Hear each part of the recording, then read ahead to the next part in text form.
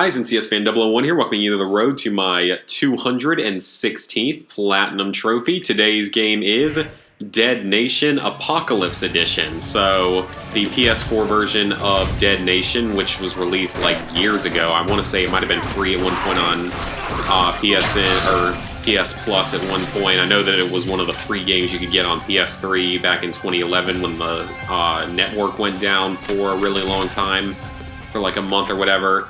But yeah, Dead Nation Apocalypse Edition.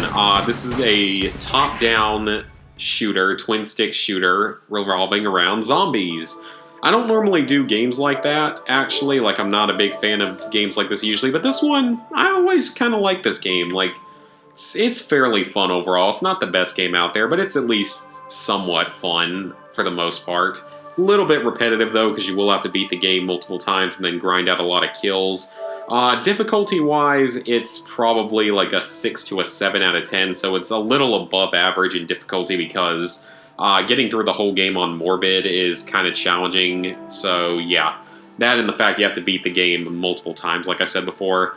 So you got a few trophies for beating the game on different difficulties. Morbid is actually only the second highest difficulty, which I am so glad they don't make you beat the game on Undead. It would be nearly impossible then. You do have to complete the entire game in co-op, but the nice thing is, even if the servers go down, that won't be a problem because you can do it in couch co-op with a second controller and a second player, which is very, very nice. Plus, you can blow through Brain Dead in about 2 hours in co-op. It's really not bad at all. Complete all 10 levels, complete any mission in co-op, complete any mission on Undead. Undead is the highest difficulty in the game. It's definitely a challenge, but you do only have to beat one mission, which is completely manageable. Beat a mission without dying and beat one without taking any damage. That's pretty easy to do on the first mission. Grind out over 53,000 kills, so yeah, that one's a bit time-consuming. That's going to be probably the last trophy you get unless you save one like I did. Headshots, melee kills, explosives, flame, destroying cars. None of those are really actually that difficult. You'll probably get a lot of those naturally while going for the 53,000 kills. Fully upgrade any weapon all the way. That's going to be pretty much guaranteed. You can do that with the rifle very easily. Collect all the armor pieces. So there's like 3 to 6 of those in each mission. You have to collect all of them. This one is online related, but you're like guaranteed to get it after your first mission as long as you're connected. Find all the loot and all the mementos. The mementos are brand new to this version. They were not in the PS3 version, which makes this one slightly harder, because you have to find all of them. There's 4 in every mission, and you have to find all of them in a single run, or else you'll have to start a new playthrough, which is really, really stupid. I don't know why they had to add that in.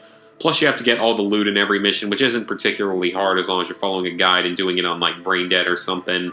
I did it on Grim, which was really a mistake because it made it a lot harder. And then the Road to Devastation DLC from the PS3 and PS Vita versions are actually linked into getting the Platinum for this version, which is really strange, so you actually do have to do the DLC trophies to get the Platinum this time around. They aren't particularly hard, though. Survive to round 10 is definitely the hardest one. That one's a bit tricky. It took me a couple tries and a decent strategy, and it takes a bit of time, but it's still not terrible. You have a few other random ones that aren't too difficult, such as the emblems and stuff, and then you also have to complete a round in co-op without taking damage. But overall, like I said, the game is like a medium difficulty Platinum. It's slightly above average in difficulty because it's certainly not the easiest game out there, but it's not as bad as a lot of games out there, so definitely one I would suggest picking up, though, because it's actually pretty fun, and it takes less than 25 hours, which is also nice. Like, it can be 21 to 20, or 20 to 25 hours. I don't know why I said 21, because it took me right at like 22 hours. So, with that, level 45, 56%, 11,006 total trophies, 216 platinums, 1,098 golds, 2,704 silvers, 6,988 bronzes. Hope you guys enjoyed the video. Next should be that Dead Synchronicity game, so I'll see you guys then.